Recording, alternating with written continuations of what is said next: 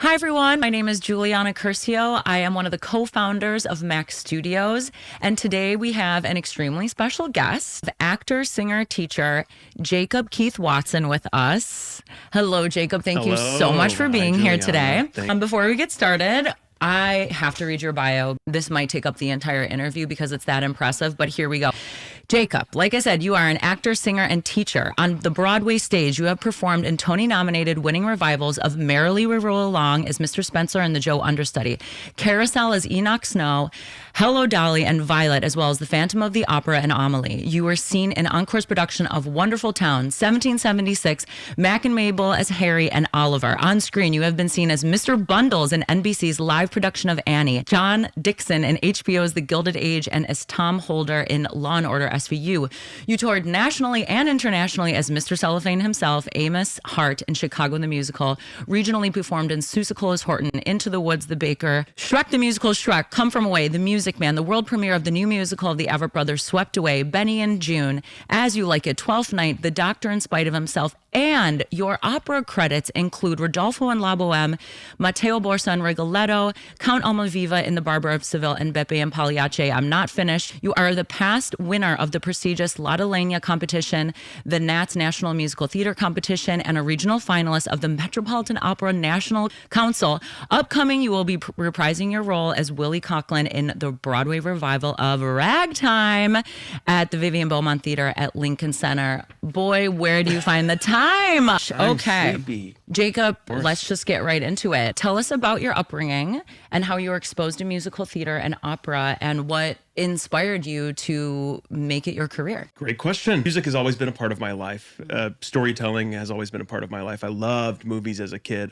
If my family wanted to sit down and watch a movie, we had to turn all the lights off, all the blinds had to be shut. Everybody had to be set. No one could talk throughout the entire movie. Everyone had to listen and watch it. And then music has always been a part of my life. I grew up singing in church. Growing up in Arkansas, I grew up as part of folk bands and things like that. I was in a rock band in high school.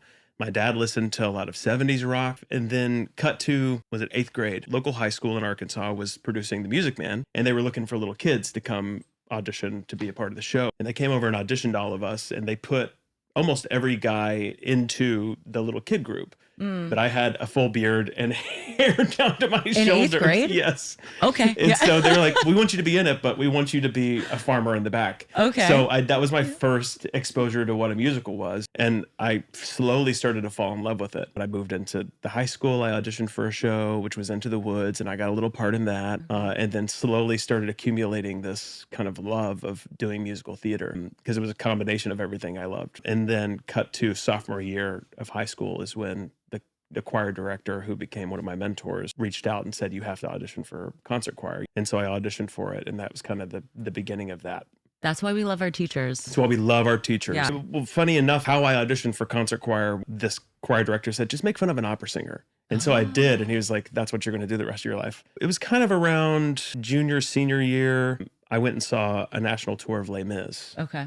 And that's when I saw this big, linebacker-esque guy singing, high tenor stuff. And I was like, oh, I think I could do that. And honestly, I didn't start singing classical music until college. And where did you go to college? A small school called Ouachita Baptist University in Arkadelphia, Arkansas. Okay, so it wasn't the Carnegie Mellon. It wasn't. Okay, Michigan. 1,500 kids in the school total. Wow. I took classical voice from my voice teacher, and that was kind of where that was fostered. I did all the competitions and things like Nats competitions. And that's kind of where that led me, was to go be a young artist at an opera program in Shreveport, Louisiana. Oh, Shreveport. Yeah, we were just talking about Shreveport that. Opera. That, I ended up in opera in that universe. Did the Lottolenia competition, did the Met competition, and worked as an opera singer for about a year and a half. But what I really wanted to do was theater. And so as soon as I was done with that young artist program, I came to New York and started auditioning for musicals. So you land in New York, $3, 2 bags, one me. One me. Yeah, if you know, you know. Tell us what you did your first couple of days in New York. I sold everything I owned back home. I moved to New York.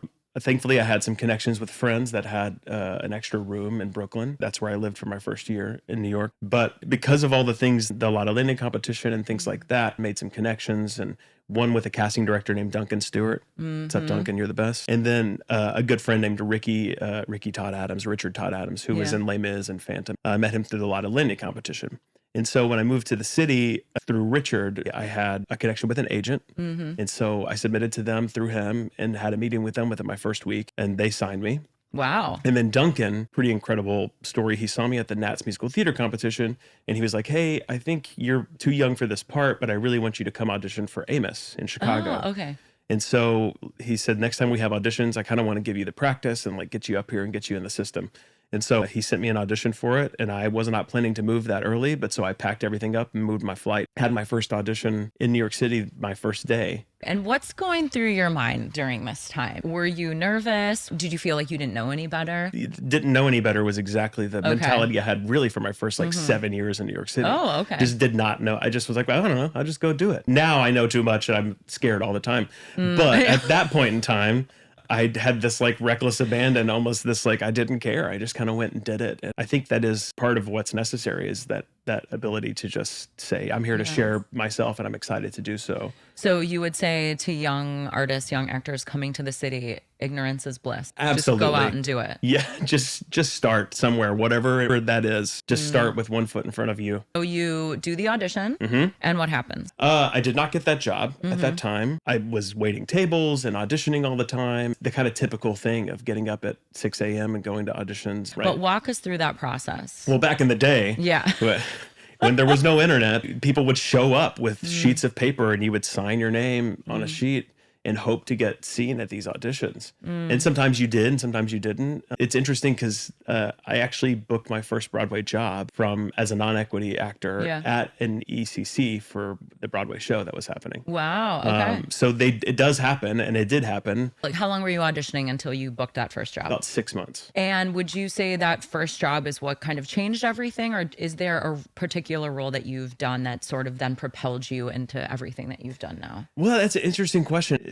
Just where I am currently sitting in this seat at this exact moment, the thing that comes to mind is that there are hundreds of these moments that happen.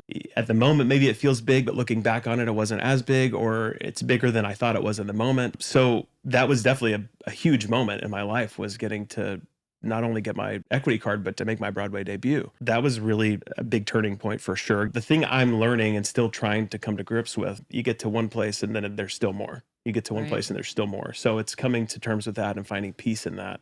Sure. It's not about the destination. It's about the journey. Exactly. Jacob, as we say. Got that? Yeah, write that down. That's a keeper. Yeah.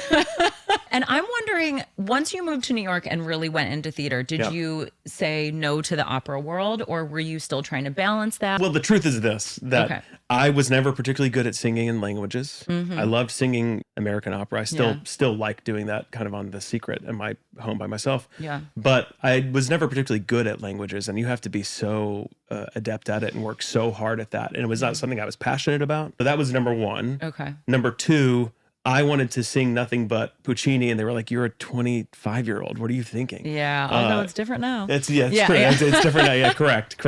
There are certain composers I love the music of that I would love to sing more of. Ricky and Gordon, Jake Heggie, those guys, I love their stuff. Talk to us about the technique, the switch of technique from doing theater versus singing opera. With opera, it's like these powerful bursts. You know, you're doing one performance a week, 1 or 2 performances a week, as opposed to 8 shows a week, or different ways of preparing for them, I'd say. Because for opera, I feel like technically you're thinking about the music first. You're thinking about your voice first. With theater, you're thinking about the story first. You're thinking about the character first. And then technically singing wise, I think that the foundation of like a bel canto technique is unparalleled for any genre really. And so technically, I think you can't sing 100% the way you would in an opera at 8 shows a week. It's just not a possibility. Also, as an opera singer, there's no microphones, and in theater, you're using microphones. Yeah. So that's where the 8 shows a week. Yeah. The maintenance stuff kind of comes in. And now that you're talking about 8 shows a week, talk to us about the Broadway schedule. And oh boy, Jacob, we want you to be real. Is it just show jail? It's hard. Yeah. It is very hard. Go on. I mean, just currently in the middle of a tech process for an incredible show with incredible people. It is very difficult. I mean, I'm here right now, and in about 30 minutes, I'll head down to Lincoln Center, and I'll be inside that theater from 12 till 10:30 tonight. I mean, I live in Jersey, so I won't get home till 11:30, 11:45. Okay. And I'll start all over again tomorrow. So it's a lot. Like Yeah. that's the tech schedule, obviously. But and then the performance schedule, everyone thinks, oh, you're just going in and doing the 3-hour show. But that includes all the work it takes to you steam, you warm up, you do all these things, and you slowly warm yourself up. Plus the performance, the commute, all that stuff to get there and then to get home. And so by the end of the day, you're really looking at a 6 to 8 hour day every day. Talk to us about what you specifically do for prep, not just on the day, but in general. On your day off, are you really just resting, or is your rest getting out and doing something, socializing, or is it true show jail where you don't see anybody? It kind of varies depending on where you are in the process and what the process is actually like. I'm in the middle of ragtime right now. During rehearsals, it wasn't my day off, I would spend time with my wife, we'd hang out. Now that I'm in tech, yesterday I turned on Lord of the Rings and fell asleep to it and napped for about 4 or 5 hours yesterday because I'm just exhausted from that. Right. So it kind of varies where you are in the process. Okay. But on a typical day off, once we're in the run, I personally like to do a home project that's like, carpentry or woodworking, something tactile. Okay. And that I can finish in a day that I can look at and say, look what I did. Right. Because when you're doing a show, it's like, look what I'm doing. It's never finished. I love that. What about, as they say in the biz, a two doche? What about a two show?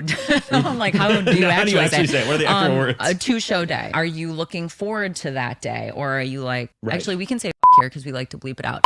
It's a two doche. Bleep. Yeah. Yeah. Same process. You get up early in the morning and have coffee and start the process of steaming and warming up and stretching and all those kind of things and slowly moving through that process. I always food prep. So I pack my lunch and my dinner. I head to the theater. I eat my lunch, warm up more at the theater, do the show. I usually try to find somewhere private, somewhere to take a nap and be by myself for an hour or so. Yeah. And then you start the process of getting back up and going again. And then you come home and do it all over again. What's the longest run you've ever done of a show? I think it was Merrily. Okay. I How think long? it was Merrily. A year. A year. How do you keep that show fresh? Well, that show in particular, the show was designed in such a way, but the cast was just unbelievable, Right. unparalleled, that group of people. But the thing I described about being in that show every night was that the beach ball was always in the air, but there is a life to it that allowed it to stay fresh regardless. And so we just made each other laugh a lot, which was a huge part of keeping it fresh. And all that stuff just allows the audience to feel like we're present and we're alive with what's happening in the moment. Let's say you're doing Chicago, okay, and you're doing Amos. Is that where maybe it's not that same experience? How do you keep that show fresh? Yeah, I mean, that comes down to craft and technique, I think. I had a teacher in college be rehearsing a show, and that I would always want the director to be like, that's it, you did it. That's the thing I want. And that director was always like, try something else. Basically, the idea is to just not be settled, is to always be finding new ways to look at things and keep digging and keep digging. There's always more to find. You hear that, everybody? Keep digging. Keep digging. Keep digging. Get your shovels. So let's say you meet a young person, they're moving to New York, they're like, I want to make it on Broadway. What is your advice to them? I just need everyone to know that great theater is made everywhere. There is great theater made in hundreds of places. That Broadway is not the be all end all of being a theater maker. With that said, start with making work yourself. Like make your own thing. Whether that's taking 5 songs and making a little story out of it and recording them at Mac Studios. You should. Yeah. Or whether that's, writing a script for a movie or find ways to make your own work, filming a Shakespeare monologue and finding like a cool, fun way to do that. Find ways to be creative. To then just keep you creative. Keep you creative and to learn who you are. If you're going into every audition room trying to be what they're looking for, that's never going to happen. Whereas if you simply try to be yourself, people will say, oh, well, I need that. I need that thing in my show. And it's not going to be every show, but when they see it, they know what they need. Yeah. And if you're trying to be what they're looking for, sometimes you forget who you are. So if you can start in this industry knowing those things, you're going to be fine. I'm learning. I love that. Do you still audition? Yeah. Yes, I still audition. Okay. Talk to us about rejection. I mean, it's one of the hardest parts of what we do is not getting the thing that you think you're right for. Sometimes it just doesn't line up with whatever the director or whoever the producer envisions. You have to reframe it from being rejection. It's not rejection. It's not a no. It's a not right now. Yeah. Or it's a redirection. It's a redirection. It's not rejection. It's redirection. She's good at this. Write that down. Put it down. So, think about it as like, it's not right now because when you're auditioning, you're trying to win the room more than you are the job. You're trying to win the room. Not the I love job. That. Yeah. So what you're trying to do is you're trying to present who I am. And that comes back to knowing who you are. So you present who I am. I'm a viable option for this part. Whether it's what you're looking for or not, that's up to you. That's not up to me. So I do all the preparation on my end. I do all my best to present what I would do with it in the amount of time I have to give that to you. And it either lines up with what you want or it doesn't. I could go in and audition for the same show for a different director and be exactly what they envision in their head. So it's such a subjective thing. So Yeah. don't get caught up in feeling like everything's a no. It's just not right now. Would you say you're going to get way more no's than yeses? Yeah, Yeah. by far. Okay. Whether that's auditioning for theater, opera, TV, film, whatever it is, you're going to get probably 99% no's to the one yes. Yeah. And so you just have to keep going. Because you have been in film, of course, Gilded Age. We love the Gilded Age. Talk to us about the difference between theater acting and film acting. It's just acting. I would say it's more like a volume knob kind of thing for me. You're still trying to figure out your tactics. You're trying to figure out what you want. There's a little more technical element to knowing where the cameras are and secondary action and things like that. Am I holding a cup? How am I holding the cup? Why am I holding the cup? It's essentially just acting. It's the same thing. You just turn the volume knob down because you're not performing for 2,000 people. You're performing for however many people are watching through a camera that's right on your face. At the end of the day, they're the same thing. Right. For me. I'm sure different people have different opinions about that. What about the schedule for film? It kind of varies per shoot. It is a little more agreeable at times, especially if you're like a regular on a TV show, but it's still quite a difficult thing because sometimes you're up at 5 a.m., 4 a.m. to get to the shoot in time to film. And sometimes they're all over the place. You go away to Canada for 6 months to film some, things like that. You're used to doing live theater, right? So in the moment, if you get it wrong, it's wrong. But of course, in film, you can do as many takes as you want. That's right. So are you more relaxed when you're doing it, or is it still that sort of adrenaline rush? It's not an adrenaline rush. It really is like technique and craft is where that comes into play with acting for film and TV because of that reason. Yeah. You can't just like emote your way through it and the way you can on a stage. You can't just ride the adrenaline that'll get you there. When you go away for a new setup and you come back after an hour of sitting there by yourself, not talking to anybody, you have to come back and be ready to go again. And where that comes in is technique and craft and all those things that hold you up when you're not feeling as excited about doing the thing. We see a lot of musical theater singers are going into film. What's the inspiration for that? I think there are some artistic inspirations for that, but there are very practical inspirations for that. Artistically, I grew up loving movies and TV.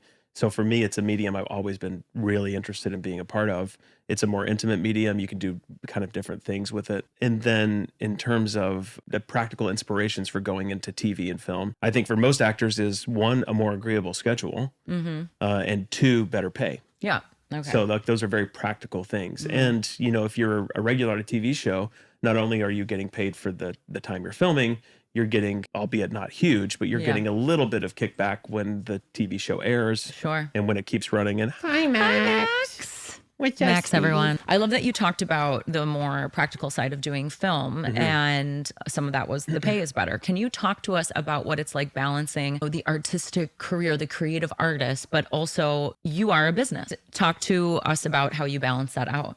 yeah, I mean, that's exactly the way to put it because we are our own small business. And you have to be team marketing, you have to be team stylist, you have to be team editor, especially nowadays with the way we do everything's self-tapes. And so you're your own little team all together. The way I approach the business side of being a part of this is relationship. There is the word networking gets thrown around a lot, but to me, it's about building relationships. So if I can establish a relationship first, then, things tend to blossom out of that. I think balancing the business with that, it all kind of all goes together to me. Other people have different approaches where they have, their own social media person. That's totally a great way to do it. Balancing the business and that is, it all goes together. Yeah. And would you say sometimes you have to take a show because you need the paycheck? 100%. Or sometimes you might take Often. the show where, oh God, this money isn't great, but the project, I want to do the project. Well, yeah, there's like I can't remember everything that there is, but when you get an offer for a thing, there's like this list of things to go through. One is who you're working with, the project, where it is, the pay, or, is it going to change your life? Things like that. If you don't hit those 3 of those 5, then it's not worth taking that job.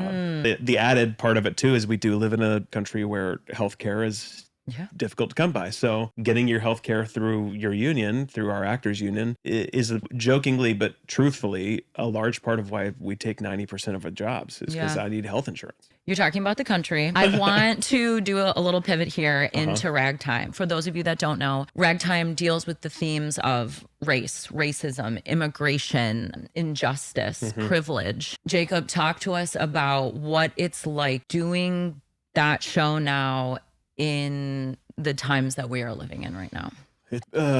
It's pretty daunting because when the book was written, it was written in the late 70s. In my mind, it's kind of like a comment on what happened with Fred Hampton and the Black Panthers. The conversation that's brought up is what is justice and who gets to have it and who gets to dictate what justice is. And the musical was written in the late 90s and then revived again in 2009, I think. So the original production, 1998, was just kind of like, here's this beautiful musical based off of this beautiful book. The revival in 2009, it was Obama era, so it felt a little more like, look how far our country has come. Now doing it in 2025 is like, look, we're right back where we started. Right. It's a lot. It's overwhelming most days. It's hard to do, but it's so necessary. And to do it at a place like Lincoln Center is so important. You have to remind yourself every day that it is important, even though it's hard and heavy to do it, because it makes things tense and it gets difficult. How It do is you a unwind beautiful after show. that? It's hard. A lot of reading. Doing a lot of reading. I don't watch a lot these days. I kind of stay out of the news. The original production of our revival was at City Center during the election. And at that time, there was some hope that things, might be different. And then that didn't happen while we were in the middle. The run was the election. And then cut to now, so much has changed in the last year, not even year, since November. That lines up horrifyingly with everything that's happening in the show. Knowing how prescient everything is that we're talking about, sitting through every song is a lot. It's hard. It's almost such a great time for the show to have its revival. Yeah. What is something about the industry that you wish people knew? It's a job. Okay. What we do is a job. It is me. I am the person on the front line. I am the person who is being presented as the artist. I am the thing that gets critiqued. And so with that, some of the things we talked about in terms of the business aspect of it, I keep those relationships myself. This is not, while I love this and while this is a passion, it is my job. This is a multi-million-dollar business. And when people say, sing something, I'm like, well, what do you do? Where's my $500? Exactly. That's exactly. a discount. You know what I mean? Yeah, I'm like, you're an architect, draft me a building. Yeah, totally. It's so interesting. Totally. Yeah, I had a friend who is a doctor. I can't remember what he asked, but I was like, well, I'm not coming into your OR. Yeah. And watching, you know what I mean? Exactly. I'm not asking you to open up a body in front of me. Yeah, totally. Best advice you've ever received? There's a great quote. It's not advice that was given to me directly, but it's written by this great writer, C.S. Lewis. The quote is, even in literature and art, any man or person who bothers about originality will never be original. Whereas if you simply try to tell the truth without caring twopence how often has been told before, you will 9 times out of 10 become original without ever having noticed it. Okay, so tell the truth. Be honest. Be authentic. If you're an actor, find the truth. If you're a singer, find the truth. If you're a recording artist, find the truth. Finding who you are and being honest about that. Because being yourself, what's that great quote? Everyone else is taken. Exactly. Favorite thing about New York City? All the art, all the museums, all the ballets, the dance companies, the theater. There's nowhere else in the world like it. Yeah. Everyone has a little bit of it somewhere in these different cities, but especially in America, no, there's no other place like this. What's a show that we should be seeing that maybe we're not seeing? A show on The Brothers' Size. The Brothers' Size At the Shed. The I'm Shed. not sure how much longer it's running. That's Hudson Yards. That's right. Favorite show you've ever been in? Favorite show I've ever been in. Oy, what a question. Favorite role? Favorite role. Okay, let's say favorite show, as in like favorite experience I've ever had. I'd have to say Merrily. We were all okay. Favorite role? Favorite role. Some of the most challenging roles have been The Baker and Into the Woods and Shrek. In Why? Shrek the Musical. The Baker, it gives me a panic attack. That role does, because he's so underprepared for everything that happens to him in the entire play. And it is a lot. He really is one of the characters that helps carry the whole thing. And he's that one who, him and the baker's wife are the truth of the play. Yeah. They're everything else is made up and everything else is a fairy tale. But the two of them are like the truth tellers in the whole thing. It's just a really difficult show musically, acting wise, all of the above. And then Shrek, for obvious reasons, because of the giant suit and the makeup Exactly. and the prosthetics and all the singing and all the, you literally never leave the stage while Yeah. wearing all those things, like physically a difficult Yeah. part. What can we see you in the near and distant future? Ooh, near and distant future. I had shot a short film last year called America that should be coming out soon. I also have Merrily We Roll Along, the I live know. taping of it. I Going to be saw. in theaters December 5th. Do you have any future goals? Do you have roles that you still want to perform? Do you have shows you still want to be in? You know, I came to New everyone comes to New York with dream roles and such, but that's kind of evolved into dream collaborations. I still obviously still want to play Jean Valjean and Les Mis, Right. anybody, when it's available again. Do you hear that? Due Holler for at a me. revival. Yeah, of course. You know, I want to do more Sondheim. I want to do more Shakespeare. And then I want to do new stuff. I want to do as many new things as I can.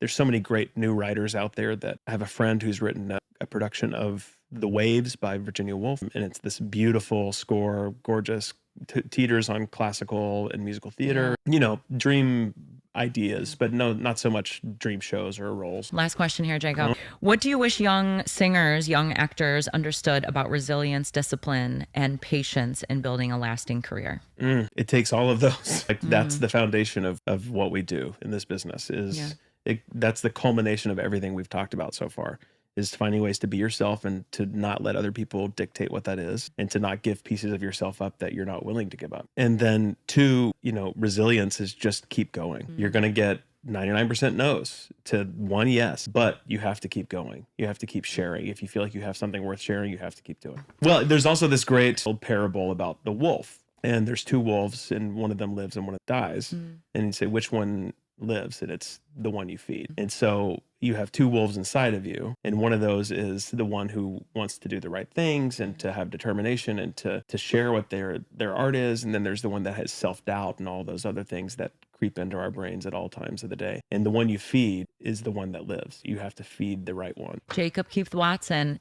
If you want to see Jacob on the stage, he will be in the new revival of Ragtime at Lincoln Center. Previews start September 26th. It opens October 16th and runs until January 4th. That's right. Jacob Keith Watson, thank you so much for being here. Thank and you. Best of luck Thank you for very the much. run of Ragtime. We are so excited to see it. Thank you very much. Can't wait to share it with you. Awesome. Thank you.